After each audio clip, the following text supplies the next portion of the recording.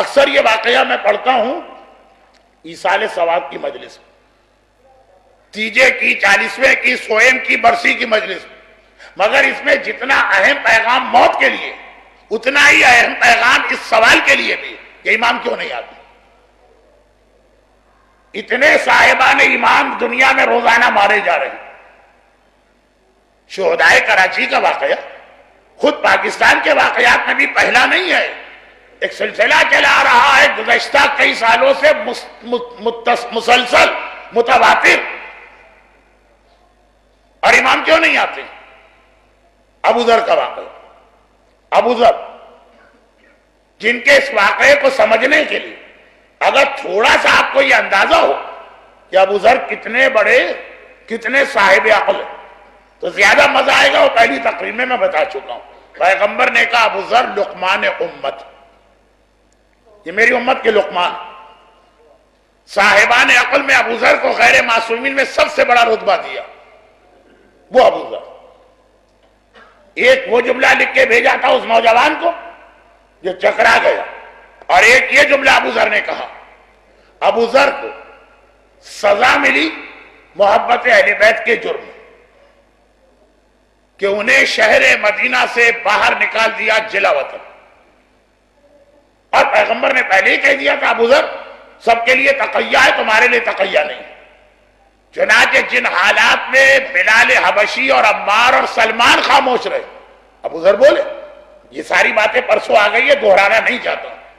ابو ذر نکلے، حاکم نے کہا نکل جاؤ شہر سے، اور کسی شہر میں نہ جانا، جنگل میں چلے گئے۔ صرف ایک معلومات کے لیے ابو ذر اس سے پہلے بھی نکالے گئے تھے، مگر حاکم نے کہا تھا میرے شہر سے نکل جاؤ۔ وہ چلے گئے تھے دمشق، وہ بھی شہر تھا، اور وہاں جا کے جو ابو ذر نے جہاد کیا تو وہ گھبرا گیا، جو کسی سے نہ ڈرا۔ یزید کا باپ حاکم کو خط لکھا، بھائی یہ کیا مصیبت میرے گلے باندھی ہے، اپنا آدمی خود لے لو۔ کیونکہ ابو ذر شام میں جانے کے بعد صرف کردار کے حوالے سے اعتراضات نہیں کیے، عقیدے کی ایسی تعلیم دی کہ آج بھی جنوبی لبنان کا علاقہ شیعت کا سب سے مضبوط گڑھ یہ ابو ذر کی تبلیغات کا نتیجہ۔ یہ جو آج آپ حزب اللہ دیکھتے ہیں، المنار ٹیلی ویژن دیکھتے ہیں، جنوبی لبنان کی اتنی مضبوط شیعت دیکھتے ہیں، ہمارے مجتہدین میں اکثریت جنوبی لبنان کے علاقوں کی جو وہاں رہتے نہیں تھے، حوضہ نجف میں ہے تو وہ یہاں جاتے ہیں۔ یہ سارے وہ ورک ہے، وہ تبلیغ ہے جو ابو ذر نے اس موقع سے فائدہ اٹھا کے کی کہ حاکم نے مجھے مدینے سے بھیجا، نکل جاؤ شہر سے، یہ پابندی نہ لگائی کہ کسی اور شہر میں نہ جانا، تو ایسے شہر میں پہنچے۔ مگر یہ تو پھر ابو ذر کے حالات ہو گئے، اور میں ابو ذر کے حالات نہیں بتا رہا ہوں، یہ جملہ میں نے کیوں کہا؟ دودھ کا جلا چھاچھ بھی پھونک پھونک کے پیتا۔ حاکم نے واپس بلایا، دیکھا ابو ذر پھر اسی انداز سے تبلیغ کر رہے ہیں، کہا نکل جاؤ، لیکن کسی شہر میں نہ جانا اور مسئلہ بنے گا، جنگل میں جاؤ، ویرانے میں جاؤ جہاں آدم نہ آدم زاد۔ ربضہ بھیجا گیا، جو آج کل نام بدل کے واسط کہلاتا۔ مکے مدینے کا جو پرانا راستہ تھا، 83 تک کے حاجی جس راستے سے جاتے اس میں دو بڑی اہم زیارتیں آتی تھیں جو اب ہم سے چھن گئی کیونکہ نیا راستہ بنا۔ ایک بدر کا میدان آتا تھا اور ایک قریہ واسط آتا تھا جس میں ابو ذر غفاری کی زیارت، لیکن اس وقت وہ کوئی گاؤں نہیں تھا، جنگل۔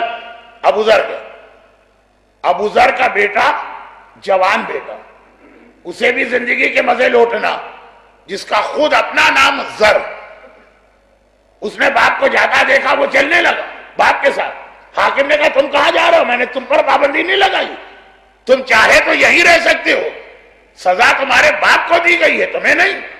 غیرت مند بیٹے نے کہا لیکن میں یہ کیسے برداشت کروں کہ جوان بیٹا شہر کے مزے لوٹے اور باپ جنگل میں جا کے مصیبتیں اٹھا؟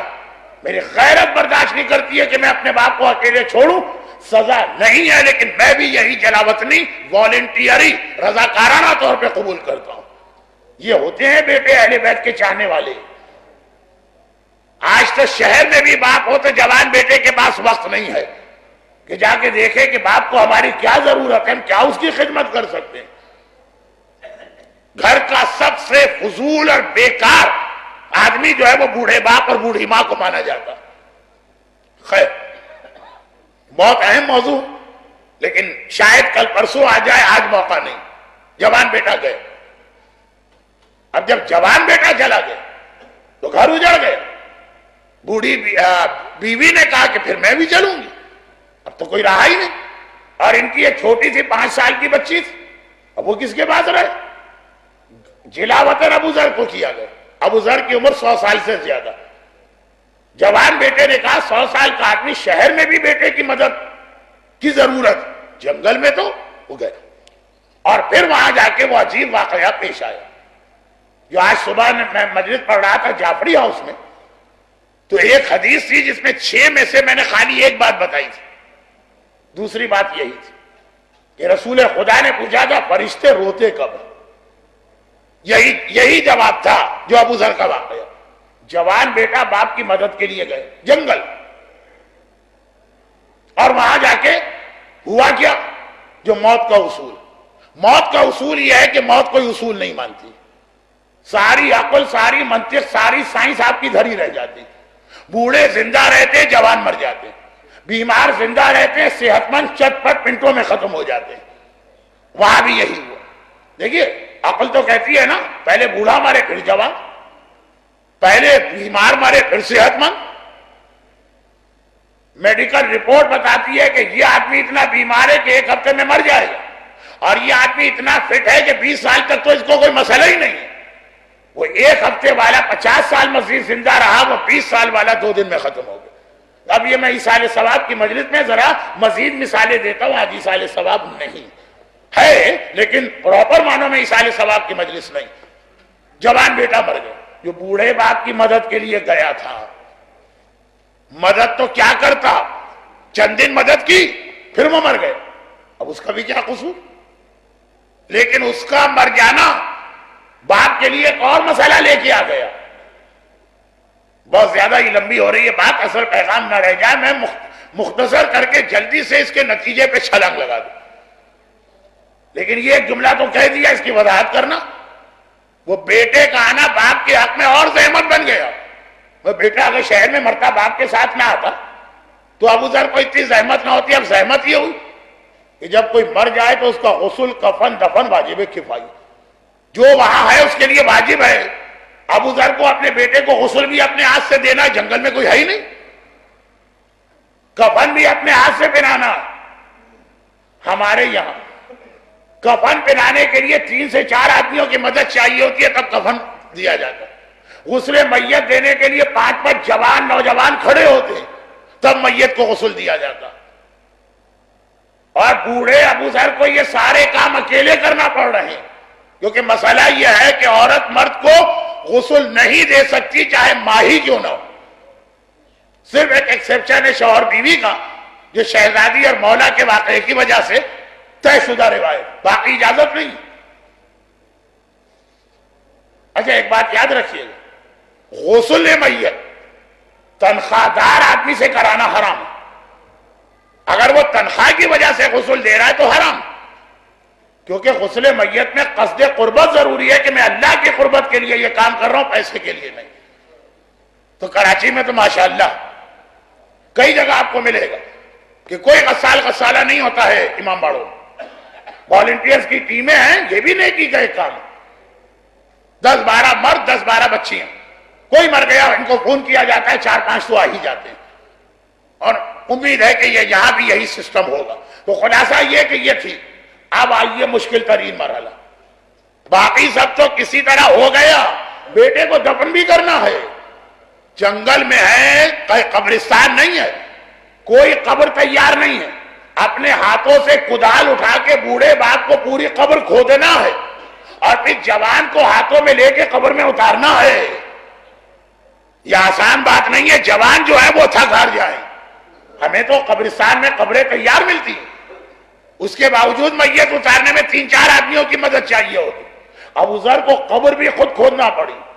ہمارے یہاں بھی اگر کسی بوڑھے باپ کا جوان بیٹا مر جائے تو اس پر قیامت گزرتی ہے, قیامت, لیکن لوگ کونے میں بٹھا دیتے. تسلی اور پرسہ دیتے ہیں، باقی لوگ آ کے کوئی غسل، کوئی کفن، کوئی نماز کا انتظام، کوئی قبرستان کا انتظام. ابو ذر کو سارے کام خود کرنا پڑ رہا ہے. اور اگر یہ بیٹا نہ آتا، شہر میں مرتا، تو ابو ذر کو خالی غم ہوتا. اتنے محنت والے کام، خاص طور پہ قبر کھودنا. خیر، واجبات ہیں، اور واجبات کے اندر کسی کو معافی نہیں، چاہے وہ ابو ذر جیسا قربت والا صحابی کیوں نہ ہو. قبر کھودی، اپنے ہاتھوں قبر کھودی. بوڑھی بیوی کیا ساتھ دے گی؟ 5 سال کی ننھی بچی کیا ساتھ دے گی؟ اور اپنے ہاتھوں میں جوان کا لاشا لے کے قبر میں اتر رہے ہیں. جبرائیل نے کہا یا رسول اللہ، جب کسی کے ہاں بیٹا پیدا ہوتا اور باپ کو یہ امید ہوتی ہے کہ میں بوڑھا ہوں گا تو یہ جوان ہو کے میری مدد کرے گا، اور پتا چلے کہ بوڑھے باپ کے سامنے وہ جوان پہلے مر جائے جس سے باپ نے اتنی امیدیں وابستہ کی ہیں، تو فرشتوں کو بھی اس کا دکھ دیکھ کے رونا آتا. وہ صدمہ ابو ذر پہ ہوا، گزرا. لیکن واجبات تو انجام دینا ہی دینا تھے، صدمہ ہو کے غم ہو کے کچھ. قبر میں اتار کے باہر آئے. میں یہاں کے کسی انتہائی صحت مند نوجوان سے بھی کہتا ہوں کہ کوشش کرنا کہ تیار شدہ قبر میں میت کو اکیلے لے کے اترو اور اکیلے باہر آؤ. اندازہ ہو جائے گا ابو ذر نے کیا امتحان دیا. قبر بند کی، قبر بند کر کے قبر پہ ہاتھ رکھا. جو دعائیں سورہ انا انزلنا وغیرہ اسلام نے بتایا ہے وہ پڑھا. پھر ایک جملہ تھا، اور ایسا جملہ جو کسی صاحب عقل کی زبان پہ نہیں آتا. جیسے وہ والا جملہ جس سے محبت کرتے ہو اس پہ ظلم نہ کرنا، وہ بھی بڑا عجیب تھا. اس سے زیادہ عجیب یہ 2 جملے کہے. پہلا سمجھ میں آ گیا، ہر باپ یہی کہے گا. دوسرا سمجھ میں نہیں آتا. پہلا جملہ یہ تھا کہ بیٹا جب تو مرا، آج ہی مرا، اسی دن کی بات ہے، تو میرا دل چاہا کہ کاش میں بھی تیرے ساتھ مر جاتا. ابو ذر کا بیٹا کتنا ہی اہم کیوں نہ ہو، اکبر تو نہیں ہے، لیکن آقا نے یہی جملہ اکبر کے لاشے پہ کہا تھا، یا بنی علی الدنیا بعد کلام، تیرے بعد جی کے کیا کروں گا، دنیا پہ مٹی. جب حسین جیسا صابر امام یہ کہہ رہا، ہاں اکبر جیسے بیٹے پہ کہہ رہا، تو ابو ذر نے بھی وہی جملہ کہا جو معصومین کی تعلیمات. بیٹا میرا دل چاہ میں بھی تیرے ساتھ مر جاؤں، کیا کروں گا تیرے بعد زندہ رہ کے. لیکن جب میں قبر سے باہر آیا تو میں نے سوچا کہ یہ بہت اچھا ہوا کہ تو مر گیا اور میں زندہ رہا. یہ جملہ سمجھ میں نہیں آ رہا. ہو سکتا ہے کہ عام رشتہ داروں کی موت دیکھ کر ہم کہا اچھا ہوا وہ صاحب مر گئے. جوان بیٹے کی میت میں بوڑھا باپ کبھی نہیں کہے گا. یعنی اس میں زور اس بات پہ نہیں ہے کہ اچھا ہوا تو مر گیا، اس میں زور اس بات پر ہے کہ میں تیرے پاس زندہ رہا، یہ بڑا اچھا ہوا. ہم چکرا گئے. ابو ذر جیسا آدمی یہ کیا بات کر رہا ہے کہ جوان بیٹے کے بعد میں زندہ رہا تو اچھا ہوا. پہلا جملہ سمجھ میں آ گیا کہ باپ نے کہا کاش میں بھی تیرے ساتھ مر جاتا. دوسرا جملہ سمجھ میں نہیں آتا. پھر دل میں خیال آیا کہ شاید بڑھاپا بھی ہے، تھکے ہوئے بھی ہیں، اور کائنات کا سب سے بڑا صدمہ بھی ہے. ہوش و حواس اس وقت ٹھکانے نہیں ہوں گے. شاید پریشانی کے عالم میں ابو ذر یہ جملہ کہہ رہے ہیں. یہ تو خالی معصوم نبی اور معصوم امام کی بات کہ کیسی ہی حالت کیوں نہ ہو ان کے دماغ پہ کبھی کوئی اثر نہیں ہوتا. جو ان کے دماغ پہ اعتراض کرے اس کے دماغ پہ ہمیں اعتراض ہوتا، مگر غیر معصوم کے ہاں یہ چیزیں ممکن ہیں. چنانچہ ہم نے کہا کہ شاید جوان بیٹے کے صدمے کی وجہ سے ابو ذر کی یہ حالت، مگر نہیں. اس کے بعد ابو ذر نے تیسرا جملہ کہا جس میں سمجھایا تو سمجھ میں آ گیا کہ ابو ذر لقمان امت کیوں ہیں ایسی حالت میں بھی ایسا. لیکن جب میں قبر میں اترا اور میں نے قبر کی تنگ اور تاریک کوٹری کو دیکھا اور یہ خیال کیا کہ ابھی اس کی دیواریں آگے بڑھ کے تجھے اپنے درمیان لے کے دبائیں گی، فشار قبر کا عذاب آئے گا، منکر و نکیر کے سوال جواب ہوں گے، قیامت تک اس قبر کے اندھیرے میں، قیامت تک اس قبر کی گرمی میں، قیامت تک اس گھر کی تنہائی میں تجھے رہنا ہے. یہ نہج البلاغہ میں میرا مولا کا جملہ. قبرستان سے گزر رہے ہیں تو مردوں سے کہہ رہے یا اہل التربہ و یا اہل الغربہ و یا اہل الواشا، اے مٹی پہ رہنے والوں، اکیلے رہنے والوں، یا اہل ظلم اندھیرے میں رہنے والوں. ابو ذر کہہ رہے جب میں نے یہ دیکھا تو میں نے سوچا اچھا ہوا کہ اللہ نے مجھے موت نہیں دی، کیونکہ اگر میں تیرے ساتھ مر جاتا تو تجھے کیا فائدہ ہو؟ بھئی ایک آدمی مر گئے، اس کے ساتھ 500 مر جائیں، 5000 مر، 50,000 مر جائیں تو اسے کیا ملے؟ اور کوئی نہ مرے، وہ اکیلا مرے تو اس کا کیا نقصان ہے؟ یہ مصر کے فرعون ہوتے تھے، مرتے تھے تو 50 کنیزیں ساتھ میں زندہ دفن کر دی جاتی تھی۔ یہ چنگیز خان اور ہلاکو خان کی قوم کا رواج تھا۔ اسلام میں تو یہ اٹھ پٹانگ بات کی گنجائش ہی نہیں۔ بھئی چلے ہم نے دفن بھی کر دیا بیٹے کے ساتھ باپ کو، تو بیٹے کو کیا فائدہ ملا اگر باپ اس کے ساتھ قبر میں آ گیا؟ میں مر جاتا تجھے کیا ملتا؟ لیکن میں زندہ رہا تو کم از کم اتنا تو ہوا کہ اب جب قبر میں نے دیکھی ہے تو مجھے خیال آیا کہ میرا بیٹا میری مدد کا کتنا محتاج ہے۔ میں زندہ رہ کر تیری قضا نمازیں پڑھ سکتا ہوں، میں زندہ رہ کر تیرے قضا روزے رکھ سکتا ہوں، میں زندہ رہ کر تیرے واجبات ادا کر سکتا ہوں، میں زندہ رہ کر تیری جانب سے توبہ کر سکتا ہوں۔ یہ جملے میرے ہیں۔ ابو ذر کے بیٹے نے کون سی نماز قضا کی ہوگی، کون سا روزہ چھوڑا ہوگا، لیکن خلاصہ یہ ہے کہ اگر میں تیرے بعد زندہ رہ کر خالی ایک فاتحہ بھی پڑھ پایا تب بھی تجھے فائدہ ملے گا۔ میرا مرنا تیرے کس کام آئے گا؟ میرا زندہ رہنا تیرے کام آیا تو اچھا ہوا میں تیرے ساتھ نہیں مرا۔ اور پھر قبر دیکھ کر مجھے یہ اور یاد آ گیا۔ اب یہ ابو ذر اپنے لیے نہیں کہہ رہے، بظاہر اپنے لیے کہہ رہے، اور یاد آ گیا کہ ایک دن مجھے بھی اس قبر میں جانا ہے، تو میں پہلے سے تیاری کر لوں قبر میں جانے کی۔ بیٹا اگر میں تیرے ساتھ مر جاتا جو یہ آج کی حالت ہے اسی پہ فیصلہ ہوتا، زندہ رہا تو کچھ نئے واجبات، کچھ نئے حرام، کچھ نئی کچھ شریعت کے کچھ نئے احکامات، کچھ توبہ، کچھ استغفار ہو جائے۔ اور یہ میری تیسری مجلس کا آخری جملہ نہیں، ابھی بہت باقی ہے۔ خلاصہ یہ کہ جتنی مجلسیں لاہور میں اس سال آپ نے سنی، مایوس نہ ہوئی، پریشان نہ ہوئی، کیونکہ ہم اس خدا کا تذکرہ کر رہے ہیں جو سری اور رضا ہے۔ غلطی مانے، اپنے آپ کو بدلنے کا ارادہ کریں اور بس دیکھیے گا کہ کتنی رحمت خدا نازل ہو رہی ہے۔ ان مجالس کا مقصد خالی یہ احساس دلانا کہ کیا ہم سے غلطیاں ہو رہی ہیں وہ پتہ چلے تو توبہ کریں۔ ہمیں پتہ ہی نہیں چلا ہم کیا غلطی کریں تو توبہ کس بات کی کریں؟ اور یہی ابو ذر نے کہا۔ قبر میں جا کے اندازہ ہوا، ابو ذر مولا کا صحابی، ابو ذر کو موت بھی یاد ہے اور قبر کا بھی اندازہ۔ پیغام ہمارے اور آپ کے لیے، جو کام ابو ذر قبر سے لے رہے ہیں وہی کام میں ممبر سے کرنے کی کوشش کر رہا ہوں۔ یہ مایوس نہیں کر رہا کہ آپ بے ایمان، آپ بے اسلام، آپ اس سے نکلے، آپ اس سے نکلے۔ بتا رہا ہوں وہ غلطیاں کیا ہیں جس کی وجہ سے اسلام کا کلمہ پڑھ کے ہم اسلام سے نکل جاتے ہیں، ایمان کا دعویٰ کر کے ایمان سے نکل جاتے ہیں۔ اور غلطیاں کیوں بتائی جا رہی ہیں کہ ابھی وقت ہے ان غلطیوں کی اصلاح کر لیں، تو نہ صرف یہ کہ دوبارہ اسلام میں آئیں گے بلکہ بہت قریب آ جائیں گے رسول کے، دوبارہ ایمان میں آئیں گے اور بہت قریب آ جائیں گے کل ایمان مولا متقیان کے۔ یہ مقصد ہے ان مجالس کا۔ برحمتک یا ارحم الراحمین وصلی اللہ علی محمد وآلہ الطاہرین۔